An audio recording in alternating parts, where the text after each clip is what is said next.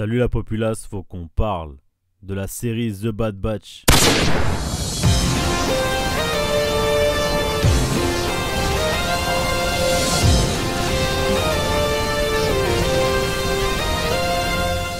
Bon, si vous êtes un fan de Star Wars, j'imagine que vous connaissez la série The Bad Batch, et si vous êtes là, j'imagine même que vous l'avez regardée. Par contre, je préviens tout de suite, ici ça va spoiler un max, donc je pars du principe que vous avez vu les 3 saisons de la série. Et donc, afin de nous mettre dans l'ambiance, j'aimerais dire que je trouve son intérêt assez mitigé. Parce que pour commencer par le positif, ce que j'aime beaucoup dans cette série, c'est qu'elle nous montre l'instant immédiat après la création de l'Empire. On assiste notamment à la descente aux enfers des clones, et comment est-ce qu'ils ont été lentement et progressivement remplacés par les Stormtroopers. Car bien que l'empereur Palpatine ait mis en place une nouvelle législation concernant l'armée impériale, les soldats clones étant de meilleurs soldats que les Stormtroopers, ils n'ont pas été écartés du jour au lendemain. D'ailleurs, je me demande si la garde prétorienne de Palpatine dans l'épisode 6 c'est pas encore des soldats clones. Un autre point que j'ai beaucoup apprécié, c'est qu'on voit aussi l'impact que la création de l'Empire a sur la société en général. Enfin, je dis la société, mais c'est plutôt les différentes sociétés qui ont été libérées par la République lors de la guerre des clones. Tout comme les Jedi après la proclamation de l'ordre 66, tous les héros d'hier sont devenus les traîtres de demain. C'est ce qu'on voit notamment sur Ryloth avec le général Syndulla qui est passé de héros à traître. C'est là pour moi le gros point positif de The Bad Batch, on voit enfin l'impact des choix d'un seul homme sur l'ensemble de la galaxie. Et c'est ça que je trouve vraiment cool dans la série,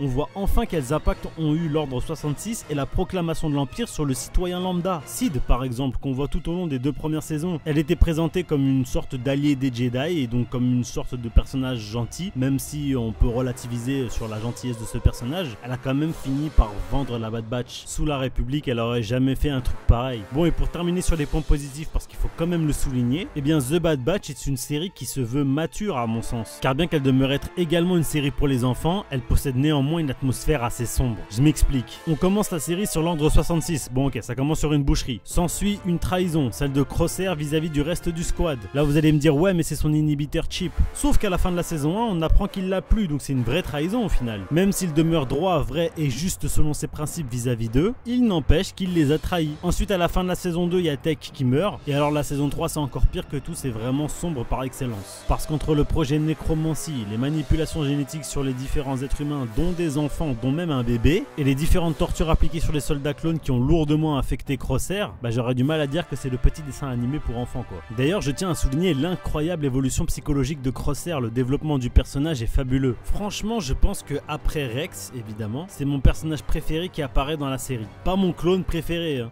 Je parle de la série uniquement, pas des clones en général. J'adore les personnages tortués comme ça de l'intérieur, c'est vraiment trop intéressant à suivre. Sa vie est tragique du début à la fin. Je sais pas si vous vous rendez compte, le mec est né comme étant un clone considéré comme défectueux. Il est donc mis sur le côté. Au moment de l'ordre 66, eh bien... Donc il se sépare de son squad qui était sa vraie famille. Tout ça pour rejoindre un empire qui le considère comme un déchet. Lui pas plus qu'un autre clone d'ailleurs. Et après qu'il ait subi différentes tortures sur Tantis et qu'il retrouve enfin la Bad Batch, il est finalement contraint de retourner sur la planète maudite qu'il ne voulait plus jamais revoir afin de sauver celle qui n'a jamais cessé de le considérer comme étant quelqu'un de bien. Sauf qu'au cours de l'opération, il y perdra sa main, celle qui lui permettait d'obtenir une précision inégalée avec son sniper. Sa main, c'est quand même ce qui faisait de lui un soldat clone unique en son genre, et bien il l'a perdu. Vraiment une vie tragique. Et moi j'aime les histoires tragiques, j'aime les histoires dramatiques, ça a un côté théâtral que je trouve... Bon après faut que ce soit bien fait hein, mais il y a un côté théâtral que je trouve vraiment incroyable. D'ailleurs vu que c'est Disney qui est derrière la série, je suis bien content qu'ils n'ont pas fait revenir Tech à la vie, parce qu'à la fin de la saison 2, Tech meurt, c'est très tragique, c'est très cool. When have we ever followed orders?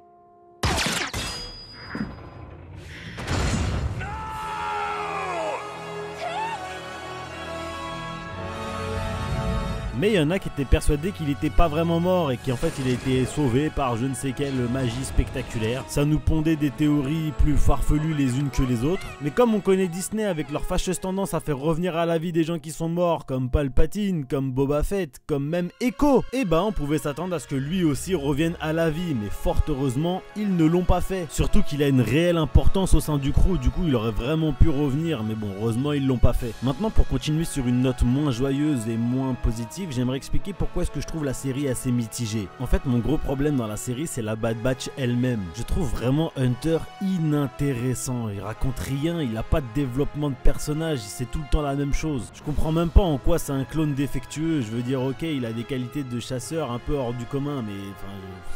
C'est bien, mais je veux dire, en quoi est-ce qu'il est défectueux? Les autres, on voit bien que c'est des clones défectueux. Défectueux, c'est le terme qui est employé dans la série, hein, c'est pas moi. Ils ont pas la même gueule, ils ont pas le même gabarit, donc on voit bien qu'il y a des mutations qui ont été faites. Mais alors Hunter, en quoi il est défectueux?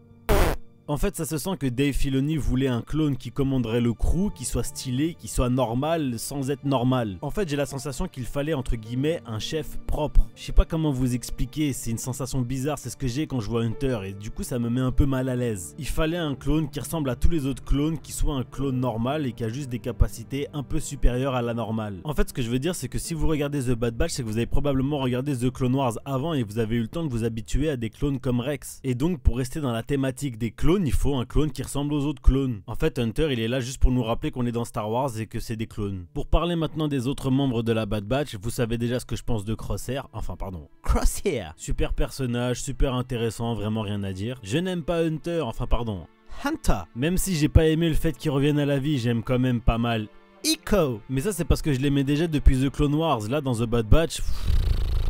c'est vraiment le personnage, tu sais, mi-androïde, mi-humain, qui sait tout craquer les systèmes avec son bras et tout. Enfin non, ça c'est surfait, ça a été trop fait, on se croirait dans la Ligue des Justiciers. Vraiment Echo, je l'aime bien, mais franchement il aurait dû rester mort dans The Clone Wars et puis c'est tout. En fait c'est pareil que pour Hunter. Il fallait un clone qui puisse craquer tous les systèmes, une sorte de droïde qui n'est pas un droïde parce que ça a été trop fait, les droïdes poteaux des héros là, entre R2D2, le mythique R2D2, mais il y a aussi Chopper dans Rebels. Il fallait pas encore un crew qui se balade avec encore un astrodroïde qui est capable de tout craquer, donc ils ont fait une sorte de mi-humain, mi-droïde.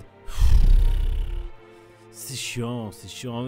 Tu sens qu'il est là juste pour ça, en fait, c'est dommage. Concernant Tech, je trouve que c'est une caricature assez grossière. Il a la tête du geek, c'est un geek, il sait tout craquer, c'est trop facile, c'est chiant. Mais j'avoue quand même que j'aime beaucoup sa personnalité de mec détaché de tout et qui, c'est pas parce qu'il ne montre pas qu'il ne ressent rien, j'aime beaucoup ça. Maintenant, vrai cœur comme disent les Français ou Wrecka comme dit Omega en VO, c'est typiquement la caricature du mec ultra balèze qui en a pas beaucoup dans le cerveau mais c'est un gros nounours donc on l'aime beaucoup. Bah, évidemment que je le kiffe, c'est vrai, hein, c'est très vrai, c'est très réussi. Si c'est ça le but, c'est très réussi. Maintenant, bon...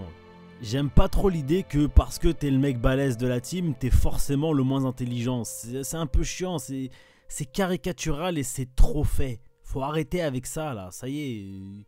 innover un peu bordel. Maintenant concernant Omega, c'est un personnage que je n'aime pas du tout, c'est un personnage que je trouve insupportable et c'est un personnage qui ne m'inspire aucune sympathie. Mais au-delà de ça, il faut quand même l'avouer, c'est un personnage qui est quand même assez intéressant. Je veux dire par là que comme elle est le même type de clone que Boba Fett et qu'elle est issue de la première génération de clonage, elle est de fait plus vieille que tout le reste du crew. Mais en même temps, elle n'a pas subi de processus de vieillissement accéléré, ce qui fait d'elle la plus jeune du crew également. Et donc on est dans un contexte où une enfant est embarquée dans des histoires d'adultes parce qu'elle a toujours été traitée en tant que telle depuis sa tendre enfance, mais malgré sa grande maturité, elle n'en demeure pas moins une enfant. Et on fait face à cette problématique dès le début de la série avec Hunter qui essaie de la faire adopter par Cut, un ancien soldat clone ayant déserté pour fonder une famille avec une Twi'lek. Et on retrouvera cette problématique tout au long de la série malgré le fait qu'ils aient décidé de l'incorporer à part entière à l'équipe. Et ce jusqu'au dernier moment du dernier épisode de la dernière saison de The Bad Batch avec Omega qui part enfin une fois adulte. Et bien Hunter a du mal à la laisser partir, d'ailleurs il le lui dit. Un beau moment de paternalisme de la part du petit frère qui est en fait le grand frère ou qui est peut-être le grand frère mais en fait le petit frère d'Omega. Tout dépend de comment vous voyez les choses. Mais le truc qui me gêne le plus avec Omega, c'est cette histoire de M-Count dans la saison 3. Il y a tout un mystère autour d'elle pour savoir qu'est-ce que c'est que ce truc, pour au final apprendre qu'en fait elle est sensible à la force en partie. Ce qui est grave cool, ça aurait fait d'elle une clone Jedi entre guillemets, ça aurait été super intéressant. Et ils ont commencé à exploiter l'idée, tout ça pour tout abandonner d'un coup. Elle est sensible à la force, elle a fait des tests avec Asajj Ventress, c'était grave intéressant. Et au lieu de poursuivre dans cette voie, ils ont rétro-pédalé. J'ai pas compris.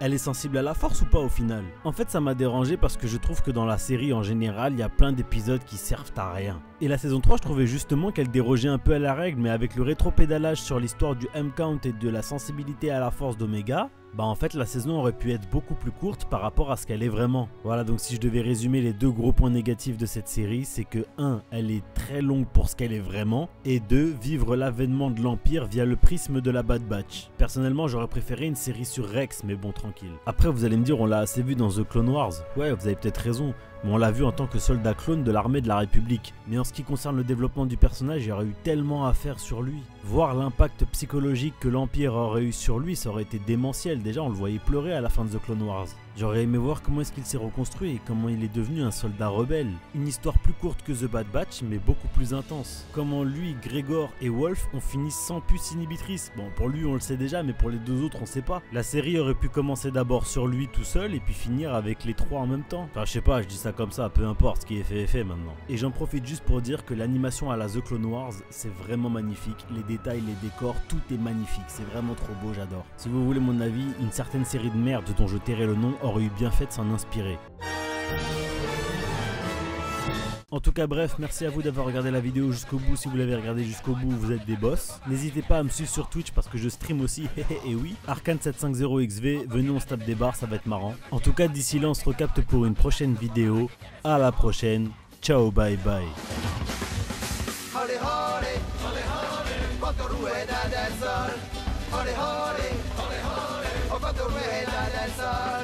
Good soldiers follow.